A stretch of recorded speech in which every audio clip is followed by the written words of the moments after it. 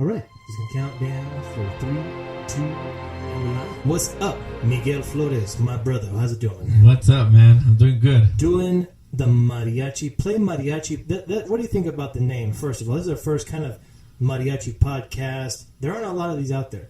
There's a lot of guys on YouTube, very talented people on YouTube doing all kinds of tutorials.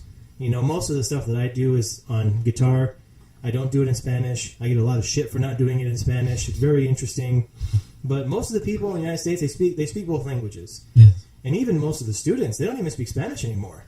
I've been noticing that a lot of students, they like ever since I was in high school, they don't speak the language. Well, yeah, when we were in high school and we were playing, I didn't have another mariachi member talk all Spanish with me. Yeah, it's all in English.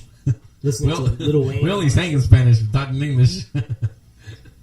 Bro, it's the funniest thing. Like, I remember some of the girls back in Chongos, they would sing like these horrible like love ballads, like Nunca Jamás. And they're singing it with a smile on their face and all like, what the fuck? What are you doing? Okay, well, whatever. You're like, you don't speak the language, I get it. You don't understand. It's common in the United States, right? I have a lot of friends that work in Mexico, like in Mexicali. I have co-workers there, and it's a whole different thing. I've been trying to gauge, like, hey, what do you think of mariachi music? What do you think about here in the States? And they're like, it's whatever. It's something our parents listen to, right? It's like not a big popular thing. And I told them, like, in the United States, it's a big culture thing. There's people that base their careers off of it. I mean, like, there's like degrees for mariachi music now. Yeah. It's interesting. So we're going to try this out. A little bit of a different thing. See if we can start some revolutions in the Phoenix greater area. So what do you think of the name, PlayMariachi? PlayMariachi. That's actually, I think it's a good idea. I think it's a great name. Simple to the point. Yeah, just play mariachi. Play mariachi. And it's something that I actually thought of playing gigs here in Phoenix because I don't know. Sometimes it's kind of like, just play it. Mm-hmm. Just play the song. Mm-hmm. It's like, well, I don't know the song. It's like, well, okay. You get that moment of frustration out of your mind for a second. You're like, okay, he doesn't know the song. Or she doesn't know the song. Okay. Well, do you know the style? Do you know your scales? Do you know the chords? Do you have some idea of how I can walk you through this? Because a lot of it is very similar, right? Mm-hmm. Man. Then I was in LA, a few months ago. I was on vacation. Not a few months ago, but a month ago. It seemed a lot longer. Holy shit, the last couple of months. Been crazy up here. And we were in LA. We were going to La Fonda. And I was getting pissed because, like, people in LA, especially in downtown LA, they drive worse than I've ever seen anybody. They're like, there's no, like, the running red lights. There's no cops. I'm like, all right, whatever. I guess people don't give a shit. That's funny, man. And so I was getting pissed. And I'm just like, we're going to go see Pepe's group, the Angeles, Mariachi Angeles. They were pretty good. They were pretty solid. And I'm driving. I'm like, just chill out, bro. We're going to go see people play mariachi. It's going to be all good. And it kept kind of going on in my head a little bit. I'm just like, PlayMariachi Podcast. Let's do this. Let's do it. We're in Phoenix. We're far removed from Tucson. That's for sure. And that's what we're here to talk about, I think. We're here to talk about some things with the greater Phoenix era mariachi scene. I don't know. So you've been here. How many years have you been up in Phoenix? I've been here now 3.5 years. It's a long time. Yeah. That's like a high school student. Pretty much. Yeah, and believe me, I'm here to just talk about, I don't want to say frustration, I don't want to use any negative words here with Phoenix, because there are a lot of good musicians here, but then you got, a lot of not so good. Not so good, ones who don't study, ones who don't even study their instrument, study an arrangement, much less have that passion, and I think that's what's missing here. And some of them run groups. A lot of them run groups, and they've run groups for over 20 years. Most of the directors, most directors that I've run into. Oh yeah, no, I've run. I've been directing for 25 years, so I know what I'm doing. Well, it doesn't sound like you know what you're doing. Like you know what you're doing, and you're giving me a lot of shit. So this is something that I've run into. I'm a Tucson boy, so for my viewers on YouTube, if you're watching this, and I don't have a huge following on YouTube. I have like less than 1,000 viewers, which on YouTube, it's like you're nothing on YouTube, right? It's like, hey, I just do what I do, right? Mm-hmm. But the people who view my guitar videos and my vlog videos, I've gotten nothing but positive comments, right? Like how I'm playing, what I'm doing, what I'm talking about. No one's ever come at me and like, oh, fuck you, you don't know what you're talking about. Like, I've never gotten any... Well, on the classical guitar, I'm not a classical guitarist, right? I'm a mariachi guitarist, right? I don't have 10,000 hours of university time playing classical guitar and arrangements. I love to play classical arrangements, but I play them like a third grader, okay? So I admit to that. But I've never had anyone come at me and say, like, well, your manicos suck, you don't know what you're talking about. Like, I've not had any of that. And I'm pretty sure as toxic... Why do you think? Do you think they're... If they have a problem with you, they're intimidated to tell you, or... Interesting. No, I don't think so, because I think it's a thing today with social media. It's why we're doing this, right? Because you can type on your phone. Not type. See, this is how old I am. You can type on your... No, you just go on your phone, right? And you can talk shit to anybody anonymously. Indirectly, like, fuck, Jason sucks. He doesn't know how to play anything, right? It's like, you can do it. I have not had much of that. I don't think it's intimidation. It's like, what am I going to do? Find out where you live? I think if somebody were to tell me that, I would really love, and I hope it would be like positive reinforcement that they'd say, hey, you know what? Maybe you can. I noticed a couple. Do it this, do it that. Yeah, exactly. I noticed a couple things with with your manico here. Maybe have you tried this? I would hope that somebody would tell me that. Yeah. Instead of saying you suck, bro. You suck. Why can't you keep time? Coming from like a violin or a trumpet player too, it's like whoa. Oh yeah, no. Whoa now. That's your section. You stay over there. I've had a couple of that's getting to the point.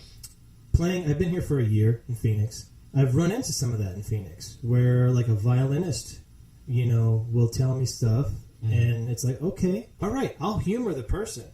You're paying me to come play a gig. Tell you what, there's two things that'll shut me up really quick. It's money and time. Right? I shut right up when it concerns money and time because I don't have a lot of both, right? Yeah. So if you're going to pay me, I'm going to be on board. I'm going to be on your team. Whatever you want to play, however you want to play it, silent. Let's do it, right? I'm down. If I don't know it, it's like, well, I think I listened to a lot of recordings. Like, all right, we'll rough our way through it. It won't be a big deal. Just don't pay any attention. Just do what you got to do. I'll figure it out. And then you get guys that will. It's like they don't accept that. They're like, no, I want to show you how to do it now. I'm like, we're in the middle of a gig, bro. Can you show me later, right? Can you take... Or if they had the time, just 30 seconds real quick between songs. Hey, this is the way we're going to start it. This is the way we're going to end it. Most importantly, how you start, how you end. The middle, I mean, like you said, if you know your scales, if you're not sure of the song... And you know your scales, and say it's a ranchera, you can rough your way through it. Yeah, just follow it, right? If you got a good bass player, or if you got a good vihuela player, if you got a good singer, right? That's aware and understands the interaction between the Armonia and the singing part, right? But most importantly, I think for us playing in rhythm, if you have a good lead, like a guitarrón player, that's gonna guide you. Okay, you're gonna hear he's going to segunda, now he's going to tercera. He's got me. Yeah, it works. So Phoenix. So what are we trying to do here in the Phoenix area? We're both from Tucson. We both grew up in Tucson, Arizona, Pueblo High School. That's right. I don't know what it is about Tucson Armonia players, especially those from like Pueblo, Sunnyside, or Tucson High. I've been told by people like in other parts of the country, it's like, I don't know what it is about you guys from Tucson. It's in the water, bro. It's in the water. If you grow up on the south side, you can play Armonia if you want to, right? It's something about growing up there in that culture. Either playing it's the passion. It's the passion. It's the passion, right? And I think this is something you and I have talked about in the past, where it's like we have a very unique situation in Tucson, where a lot of migration over decades and decades and decades from Mexico to California to El Paso to Texas to Chicago, it all goes straight into Tucson. That's right. And you get all that left over. Okay, here's how guys from Chapala play sones. Here's how guys from Veracruz play, violin. Here's how guys from, Jalisco do this. Here's how guys from, Sinaloa do this. And you get a lot of it in Tucson. What's going on with Phoenix? What is up here, people? Yeah, it's interesting. I have no idea. And I don't know where... I've only been up here 3.5 years. I don't know...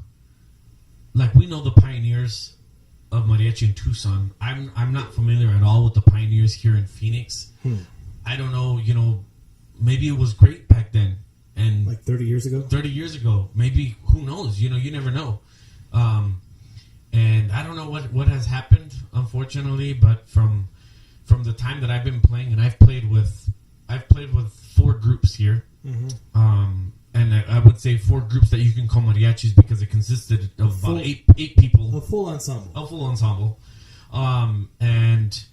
And believe me, it's been quite a ride, It's a little rough. Yeah. I mean, I've played gigs with you here the last year, and I get the sense that when you're playing, you're carrying a lot of the trumpet, and you're carrying a lot of the violin, and when you're not doing that, they get a little pissed. Yes. I've seen that a little bit, and it's like I've never seen that anywhere before. Like in Tucson, if you don't know a lot of... I think that's probably the biggest distinction between Tucson and Phoenix, is that guys in Phoenix know a lot of repertoire. They do. A ton of it. Cancioneros jamming, they'll pull out stuff jam that all I've night. never heard of. Yeah, it's like, holy shit, that's some Charo Avitia song that I've never even played before.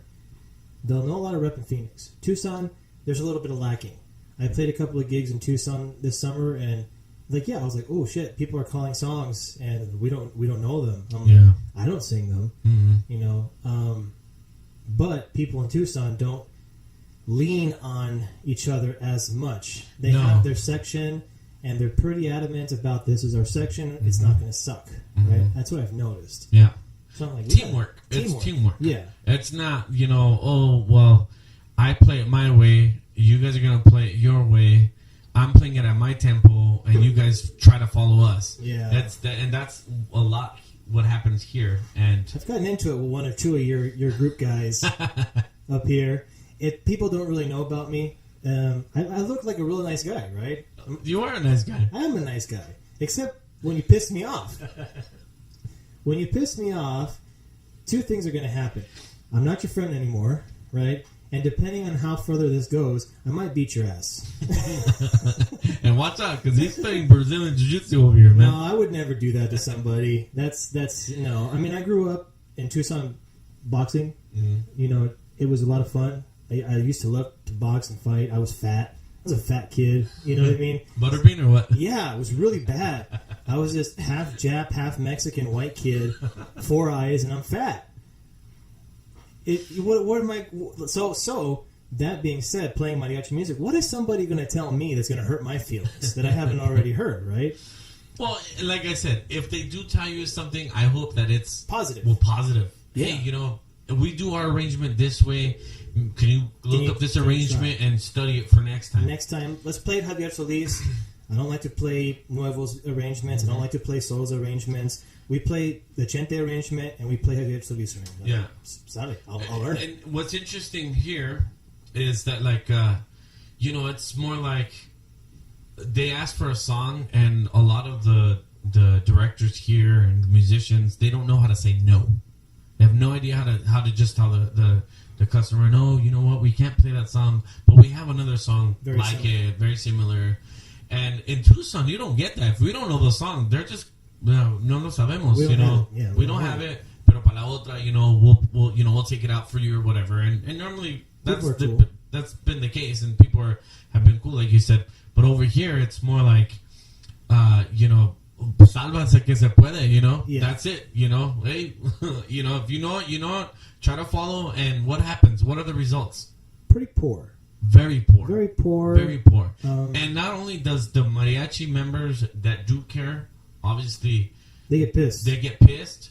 And then the customer, of course, the one they get disappointed. They have a good year too, They're just like, people can hear. They're like, what is that? Ugh, that was out of tune. That was horrible. Sometimes I'll give you credit for trying. Like if you can bust it out. Like say if you have kids, right? Not kids, like 20, something, and you take them to gigs. Maybe they don't know it, but they can play really well, right? And you walk through it. You just need someone to sing it. Most of the time, people say, "Oh, they didn't really have that practice, but they pulled it together. It sounded good because there's some foundation technique behind what they're doing, so it sounds good." I've seen that happen a lot too, where it's like, "Oh, they didn't know it, but they tried it, and it actually didn't sound horrible." But when you got guys that are like, "I don't know this shit," and I just boom, boom, boom, boom, boom. It's like it sounds like it's like, why did you play it? Why did you play it if it was going to come out like that? Yeah, there's definitely a distinction between the musician that works just for money, right? Which is, I'm going to say it, 80% of here musicians in Phoenix are like that. Just for the check. You do have that. You do have great. I mean, it's like in anywhere. I'd say even in Tucson, you have you're really good musicians in certain groups. Right. Now, if you were to get those, like, really badass musicians, put a group together, it'd be an awesome group. It might be awesome. There's definitely, I think there's definitely some things about, people's comfort zones. When you get too many alphas together in a room, it doesn't always work. Yeah. Right? Too many chefs. Too many chefs. Yeah. There's definitely something that I try to always keep in mind is that humbleness, humility. Yes, people, please stay humble. Stay humble. I try to keep it, because I can be kind of an arrogant prick sometimes, and it kind of shows on my face, when I don't agree with somebody. And I'm not afraid of confrontation, so it's like, okay, well, no big deal. Hey, let's just let it go. If someone keeps, like, pushing the button, now it's like, okay, you want to have this conversation? Let's have it in front of your client. Like, let's do it, right? I remember we played a gig together, like, last year, and we were playing something very, like, Arriba Pichatero. Really simple stuff, right? I don't like to rush the shit out of sones because it sounds horrible. Yeah, it sounds sloppy. You want to hear those accents. It sounds like 5th grade, right? Yes. And I think the violin section with the group we were playing with was really like da-da-da-da-da-da-da. They were really rushing the shit out of the song, and I was like, no, I don't think so. I was already tired. I was already in a bad mood. Oh, and hungry? And a little hungry. We had been playing like 5 hours that day, and we're some house gig party in a person's backyard. My boots are all full of dirt. And I'm just like, I'm really over this at this point. I'm trying to hold my shit together, and this group this section is rushing me and giving me dirty looks while they're doing it. They have their violin here, they're like, come on, let's go. And I'm just like, I remember I stopped in the middle of the song. I was like, duh. I was like, I'll let you go ahead. And then as soon as he calmed down, I was like, okay. And yeah, it was the same thing. He's like, do you sing this song? I'm like, no, I don't sing this song, bro. It's like my Achilles heel is I don't know a lot of songs to sing. I've never been a singer, really. I've never had like the passion to get up there and start singing songs. Luckily I'm not deaf, and luckily I have a voice. I can sing. I just don't do it. And so he's like, you're gonna sing, and we started playing it, and I'm like, dude, I don't know the words. What do you want me to do? Make shit up? And then after we finished, and he ended up singing, I said, don't ever do that shit again. I said, if you do that to me again, we're going to have a serious problem. I gave him the dead eyes that you said I have. That was the last time I played with that guy for a little while. It was a little while. It was a long time before I got another callback. People take it to certain levels of seriousness, right? It's like, I don't know what to do. I don't know what to do up here, man. It's interesting. What do we do? You start a group. You start teaching. That's my goal is to get hold of this new generation. That's there's a couple middle school groups. They don't play for the middle school, but I know they play like an outside school program, and there's a couple teachers here that are doing it. And there's a high school group here in Phoenix as well. They just competed out in New Mexico. Albuquerque. Albuquerque.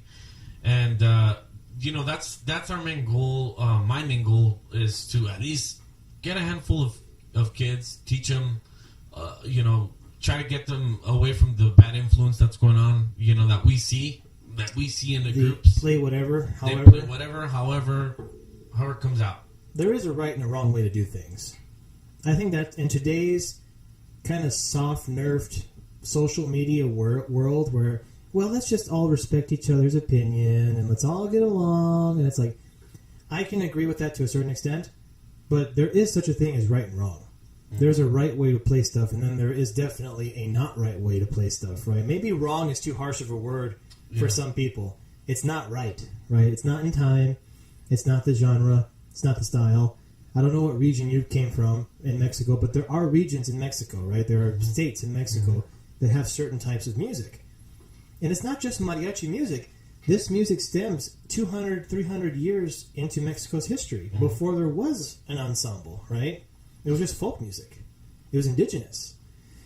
So it's like, study that. Learn how, before Gaspar Vargas was Gaspar Vargas and playing the guitarra de golpe, the 5-string, listen to some of that music, right? It's really difficult to hear because it's all phonic. It's all recorded monoly, right now it's stereo, and it's all out of tune, right? Because they transferred over to digital. But listen to some of that stuff, right? Listen to the harp. Listen to how they would drum on the harp. And you start to get a real appreciation for how rustic the music can be, right? And then how it kind of evolves to this symphonic, like very straight-laced, like how you play sonas and how you play the bass and how the violins all play in correct harmonies. You listen to some recordings from old Vargas and like Marmolejo, you know, the Mariachi Coculense. You listen to some of those recordings, woo, they're not in tune. They're not playing full chords. They're playing they're playing a tenor and an alto and another alto, or they're just playing first and third, or maybe first, second. I hear sometimes they're moving in parallel motion, right? So you have parallel fifths, you know, like da da da da da da da. It's like that's not good. That's a little hard to hear, right? It's not what, when you go to college for music theory, they teach you these things in classical composition, modern and contemporary music. You just don't do, right? You can if you're Beethoven, yeah, okay, you mastered it. Okay, good. You're a Jedi master. Now you can go develop your own style. Now you can go develop your own thing. That's what Beethoven does. That's what Mozart does. Could they play everything preceding them perfectly? Yeah. It's kind of the point, right? Could they listen to a symphony of every composition preceding them and write it out? Yeah. It's kind of the big point, right? That's kind of how Mozart proved his worth as a musician in the Catholic Church. They wouldn't let him write. They wouldn't let him work. They wouldn't give him access to the scores.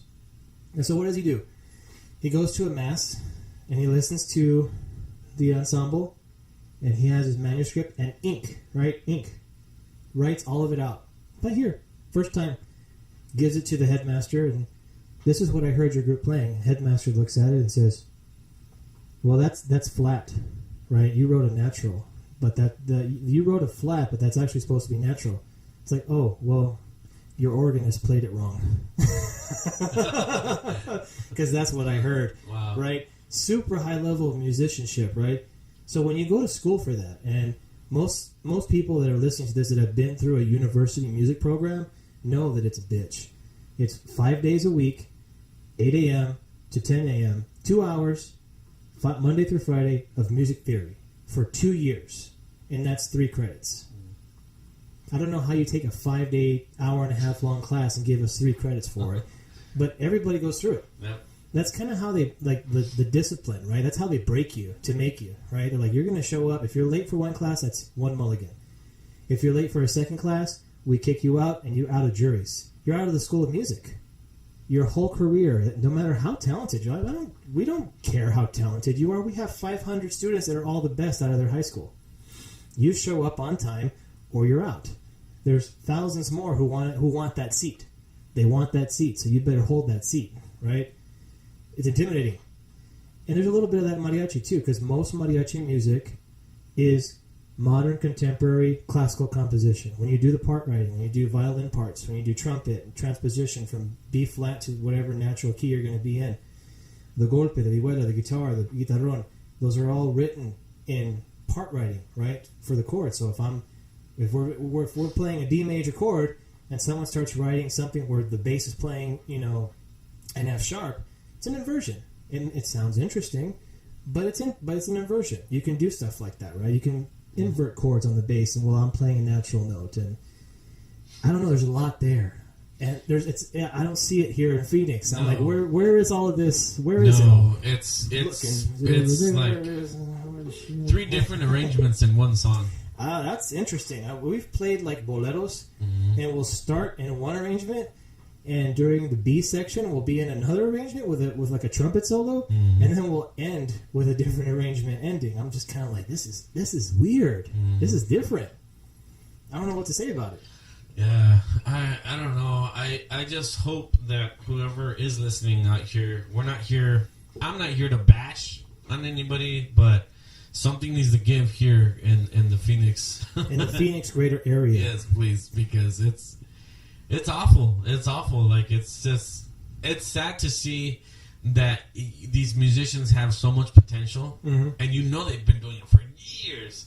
Now, whether they actually studied the music, went to a music conservatory in Mexico, or have some kind of, and it's of course it's huge big in Mexico. Like you got to have your bones in Mexico if you're going to go to school like that because everybody's poor. Mm-hmm. So if you're going to go to school, you got to be fucking on it, right? Because there's a lot of competition. Everyone's broke. Mm-hmm. That's pretty much it. Yeah. There's the economics, right? Mm-hmm. So there is an economic component to Phoenix, right? So in Tucson, the economics is depending on how many people are in your group versus what group is you're playing with versus if you're just getting a bunch of guys together, if it's a 5-piece, a 6-piece. What are the economics in Phoenix? I can't quite tell. It's like it seems like people will pay for anything because there's little to nothing. Am I giving it a fair shake, or am I totally off base with that? No, I think you're probably around the area. Getting close. It's like the preference is I just want to find somebody, right? Yeah, I would just want to find somebody who's the cheapest. Cheapest. Ah, there you go. So you got cheap, right? And I've had those conversations where, okay, well, you remember you pay what you get, Yeah, you wanted to pay $200 for money. Here we go. No, and then of course, the problem here is I've gotten sent to a couple gigs where the client is, hey, I paid for 7 musicians. Have you been to one of those gigs and then you only show up with 4? 4? Like, where's the rest of the money going? Yeah, exactly. Some shithead is pocketing the change and not doing it. So that's one thing I can't get behind. I can't do it. If I see it, I'm gonna be like, where the fuck were you? I was like, well, who do you think you are? I was like, don't call me again. Mm-hmm. Next time you're in a pinch, call somebody else, right? Yeah. I've seen that, and I don't quite understand. I could get it if Let's just take a hypothetical. How are we doing on time? We're doing good. Say you are a true music director and you write for a group. I think that's worth something. Mm-hmm. If you're gonna say I have guys here and guys there, they're all playing my arrangements. I took the time to write them. I got the gig.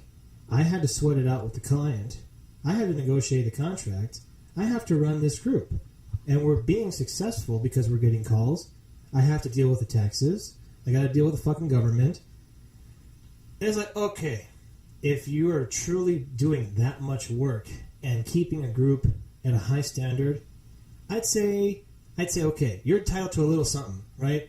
Maybe not a full head of a gig, but if you're going to charge for 7 people and only 4 show up, then you have 3 times 50, $150 for your effort. It seems a little excessive. Mm-hmm. Is it going to be, okay, well, I charge for 7, I'm going to send 7, and I'm going to take $2 from everybody, from 7. It's not much. It's not even a full head of a group, right? No. I don't think it's unreasonable. Something, right? Mm-hmm. I don't think it's unreasonable, but most good, humble directors I know, they won't do that. They won't say, well, this is my product. I am doing this for myself. I'm going to show up to the gig so that I can hear the music that I wrote, and I want to make sure that the guys I'm paying to play my music, I've practiced it and play it well. I respect that more, right? Mm-hmm. And if the director wants to take a little extra, that's the director's thing, right? I still get my pay.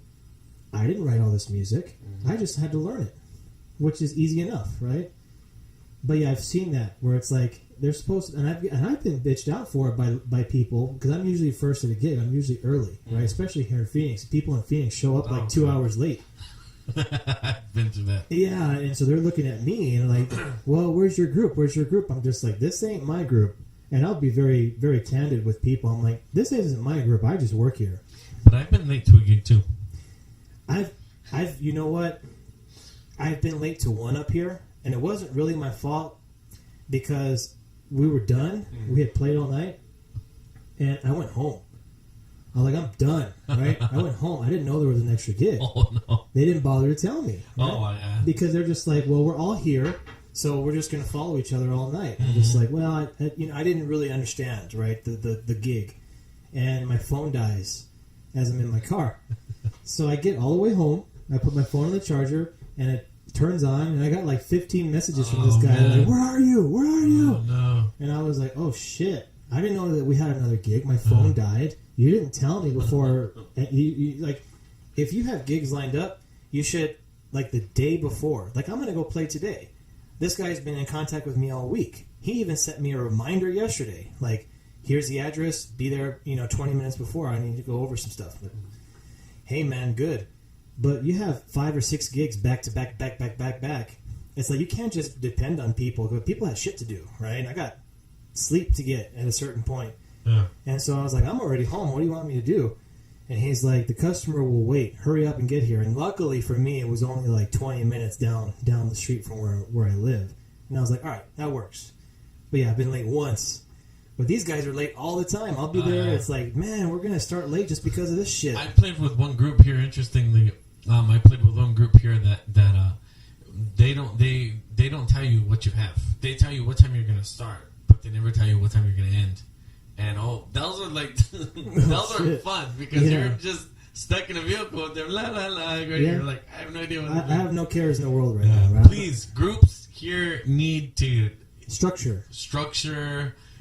People have lives too, so you need to find out. Hey, well, what time am I playing? Of course, they're gonna ask for extra hours, maybe at the last gig you have. Yeah, and that's fine. That's totally reasonable. Yeah, that's good. That's like, more money. I'm already out here. What's another $50, right? Another hour of playing. But then it's like, oh, well, we just got one from gig C to gig D, and now we have gigs E, F, and G. It's like, oh, fuck, dude. All right, let's just get it done. So what else, man? This is our first play. So for this whole podcast, I'd like to do this maybe a weekly thing.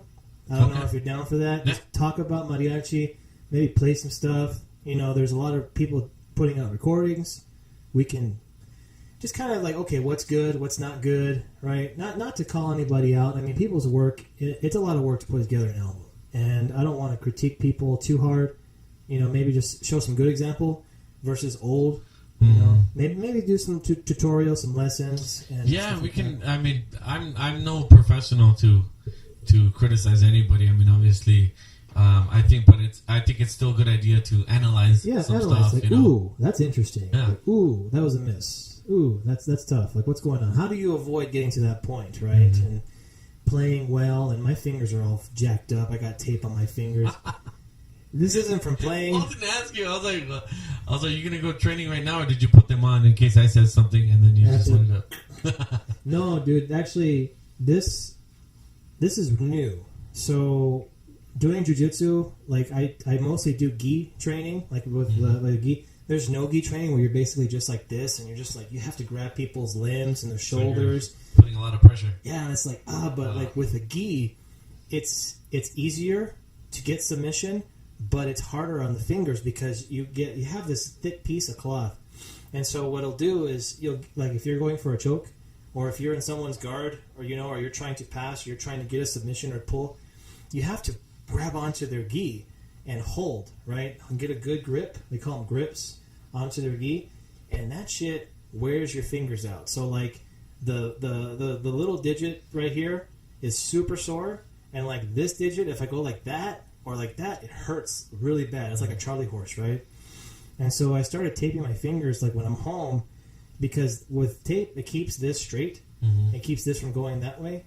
And so it feels good, but I gotta take them off when I go play. And I'm like, I've been wearing them all morning. Not gonna be fun. Well, I've been wearing them all morning just so that I can kind of like stretch my fingers without it hurting, and then I can go. And then sometimes you'll train like this. You'll have your fingers wrapped up, and I smashed my wedding finger last weekend.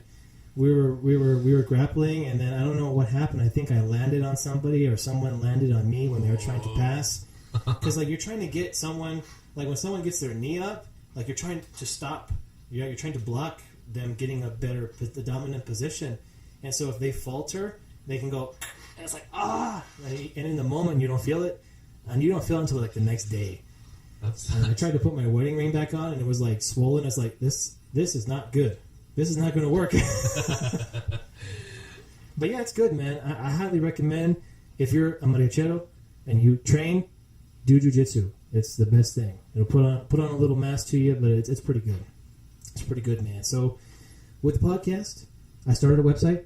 It's under construction right now, the PlayMariachi.com podcast website. I want to do like shirts. I want to make like chingon, like Play Mariachi shirts and just get it out there. Like that keep calm and whatever the shit, that needs to die. It needs to go away. I've seen some shirts where it's like keep calm and play mariachi, or keep calm and play violin or play guitarrón or whatever. It needs to die, right? I'm like, maybe we could do something else. Sell some merch. Don't tell me you're gonna do that in my feelings with mariachi. No. Stupid challenges that they have out there right now. No, I can't believe that's going on right now, dude. Like, people are getting out of their car and getting hit by another car. Oh god, mariachis! Please don't do that. Don't do that. Don't come out and start. I seen a video with when they were dancing to La Chona. It was an actual mariachi dancing to La Chona. I was like, oh my god! I was like, please. No, in all fairness, if you're gonna bump La Negra at full blast, we were dummies in high school. Like me and some of my friends in the Chongos, we would go to the U of A. Like anytime we had a U of A gig, like because to us it was like, whoa, this is Wedo territory, right? This is uncharted for us, on the south side. And so we would go, and we'd be in traje, in the blue and brown Chongo trajes. And my friend who was driving, he had a huge system in his car, and so he'd turn it all the way up, roll all the windows down right off of Main, by the U of A, by the U of A mall, and you hear down the U of A strip, and 4 little brown kids in mariachi get up right after a gig, and you just hear and it was loud as shit. And he'd just be driving, and people were looking at us and turning their heads, and just like, what is that? And then, of course, the next thing he would do is he would pop out banda. He'd be blasting banda all the way out of the U of A campus, just for the fuck of it. Just to say, yeah, we're here, we're bye, we're later, bye, we're out, we're here, we're gone. So yeah, I'm gonna try. I gotta get the website going. Start some culture in Phoenix. I think if you build it, they will come. Exactly. If you start the culture, if you recognize that some shit is whack, some shit is legit, it's the same thing in martial arts. Brazilian Jiu-Jitsu is legit. Mm-hmm. You don't know how legit it is until you get flipped and collar choked. You're like, I'm defenseless. I can't even strike this person. I used to box for like 5 years, and none of that makes any difference. Because as soon as I throw a punch, this guy's already closed the distance on me. He threw my ass over his back. Now he has his knee on my chest, and his grip is in my collar, and I'm out. I'm going to sleep. I'm out like that. So there is some shit that's legit in mariachi, and some stuff that I've seen here could use some work. I don't know if I'm the guy to bring some work, but I'll definitely tell people. I don't know either, but we recognize that there's something very wrong. Very wrong. Could use improvement. Yes. So we're gonna start this for the culture, for mariachi culture here in Phoenix, and for the young ones studying, and for the old guys. I mean, hey, there's a lot. Like you said, there's legitimately some talent here in Phoenix. Swallow your pride, right? Some people get better training than other people. Yes. You and I had exceptional training because of just mistake of birth. Mm-hmm. Just a mistake of birth. Where did we pop out? We popped out in Tucson. That's right, man. It's not our fault. But we had awesome teachers. Definitely. Right? We had some, and some of them are passing away. Sadly, some of our mentors are starting to pass away, and I think it's our responsibility to carry on their legacy. Not, changing what they gave us is not evolving it, right? Making it yours, teaching it, and promoting it is what evolves, the culture, what evolves the music, mm-hmm. right? And it comes down to basics. Basics. Number one. Get your time in. That's it. Basics. We'll give some basic Armonia tutelage. And I can't talk about violin and trumpet. I played both of them when I was a kid. I didn't love them. So maybe some of your viewers, if you guys have any feedback, maybe you had an experience you played here in Phoenix. I have no idea. Yeah, that'd be please awesome. Let us know. What your experience was, if you had, or if you know any of musicians here or groups, I should say. Want to be down for the culture? That's right. Get us in contact, man. Because please, when we were kids, there was a big culture. I remember every year it was a Tucson conference. It was downtown. We'd go to Las Cruces. We'd go here. We'd go there. Mm. People from California would come. People from Mexico. People from Texas. Huge culture. Everywhere. Everywhere. Right? It was about the culture. Mm-hmm. And in Phoenix, I think it's big enough. There's enough, Mexicano families that live in Phoenix that there's gigs every weekend. There's obviously a demand for it. Mm-hmm. The next thing is getting a planta. Yeah. I might have something in the work for that. Nice. We can make it whatever we want to make it. It's like, okay, well, not to be exclusionary. That's another postmodern social justice thing. Everybody gets a trophy, guys. Come on, everybody should deserve to play. It's like, well, maybe, right? Not to be exclusionary, but if you come in, and everybody needs to start somewhere, right? It's like, okay, that guy was not quite ready, but good, right? Yeah. Okay, let's bring him in. Let's take him to gigs. Maybe not right for the planta right now, and not to sound bad, but let's get him in. And then there's some people that come in and they're like flamingo flaunting their shit everywhere, and it sounds awful, and you're like, maybe he's a decent or maybe he's an exceptional player, but it's got the wrong attitude, right? So he's gonna make this the whole animosity thing. Like, nah, peace. We don't want that here, right? Mm-hmm. So there's definitely some potential coming in Phoenix. And I have to say this: plantas are not a place of practice. No, they're a place of performance and entertainment. Right. How many times have you noticed that people are just like, oh well, yeah, we can practice this song over there. Like, no. And over here, I mean, that's all it is. Every time I play at a planta, that's all it is. It's just practice. Oh yeah, it's okay. Nobody's paying attention because there's only 2 people at the restaurant. It doesn't matter how many people are. Plantas are not for practice. Yeah. Everybody does that, and it drives me nuts. Like, the point of a regular gig, if I'm a restaurant manager, right, and that's part of the problem with plantas in Phoenix too, is a lot of restaurant managers don't know how to manage shit, and even in Tucson, it's worse in Tucson.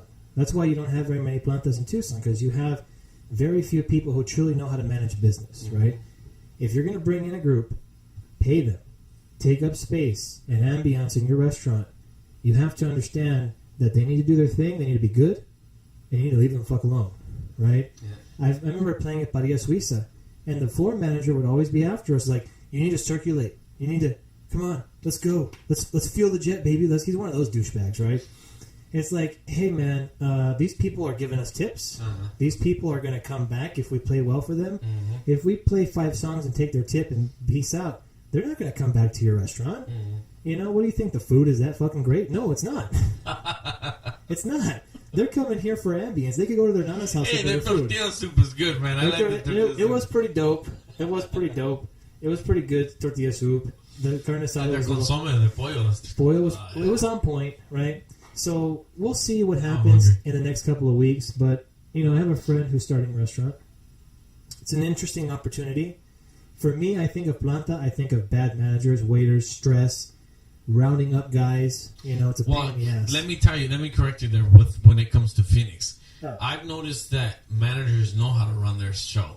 That's good. The problem is here, unfortunately, a lot of the mariachi groups, where this whole conversation is about, don't know how to run their shit. Have burned a lot of these restaurants. I see. Like, financially burn them and don't show up. Don't show up on time. I mean, obviously, if a restaurant is advertising, there's a mariachi going to be here from 7 to 9. You show up you're playing at 7 to 9. Don't show up at 7:30 or 8 o'clock because you're taking other gigs out there. Yeah. And that's what happens a lot. And that's why there is a lot of potential. How many restaurants are here? It's not just Phoenix. And they're good. Mesa, Gilbert, Chandler, Goodyear, Peoria. Peoria. There's spots in every zip code here, and I'll go eat there. I'll drop $50 because I want all the tacos. Exactly. And they're fucking good. Exactly. That's something that I'm telling you. Management maybe in Tucson doesn't know how to manage the restaurants. Here they do, but the mariachis have burned everybody. It's just a weird. It's so sad. It's a weird inverse thing with Phoenix and Tucson. Definitely. And we're 92 miles away. Yeah, we're less than an hour and a half away. I'm going to travel farther for this gig than I would to just go home to Tucson. Yeah. So there's some definite potential. I kind of believe in this guy. That he's starting up like a little spot, and I'm like, all right, we could run potentially how we want to run, right? Just okay, and maybe it'll go somewhere. Maybe it won't go anywhere. But we got to try. Got to try. For me, I think if you have people that love the music for the music and have the capability to play it and then get paid, and the payment is like, I got paid for that, but like when I go there, everybody's there, they're ready to go, they're on time, and they know their shit, and it sounds good. People are responding. The payment afterwards is just that's just the thing, you know? And for me, it's like, okay, show up to that. If you want to take on other work, we'll go get other work. We'll go take other people's stuff. I don't have a problem with taking other gigs. But don't tell me you're going to be at a place and then like, oh, I got 5 hours. Oh, okay, I'm going to go do this for 5 hours. I'm like, okay, bro, that's it. Mm-hmm. Right? That's, you know, whatever, bro. You're not in it for the music. You're in it to get paid. Respect. Go get paid. Right? Maybe I'll call you in a couple months and that'll be fine. But we shall see. Definitely. And hopefully we can continue all this, you know, this super podcast. Play mariachi. Play mariachi. Please remember that. Play mariachi. Later. We out.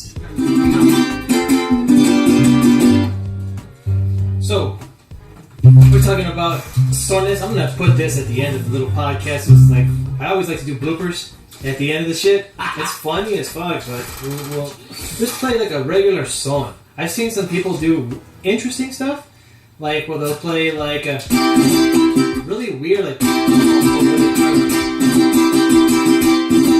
like, that's not a song, bro. Yeah. It's like if you want to play a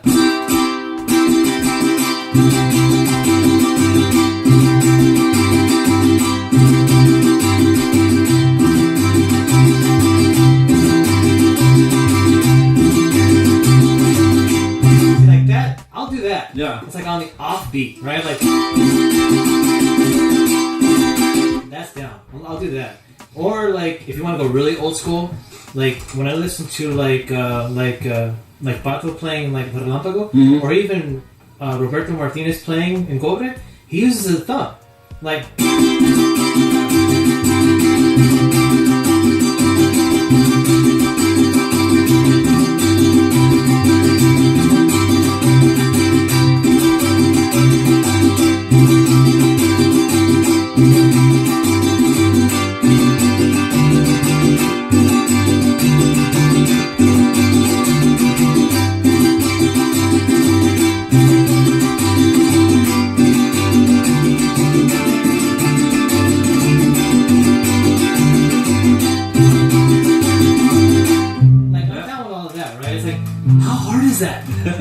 how hard is that to do? Like I hear people playing like it's like what is that, bro? Yeah, I think the old school, like the El Cuatro or Solas. You do that rush like the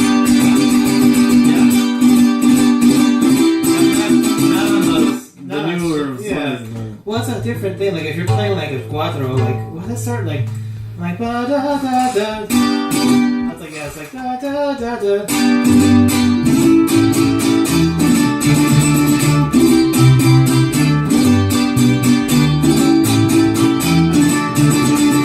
You're supposed to get that. Yes. Not whatever the fuck people do these days. I'm just like, whoa, and they'll do it fast too. Like, what the hell was that, bro? Play every accent.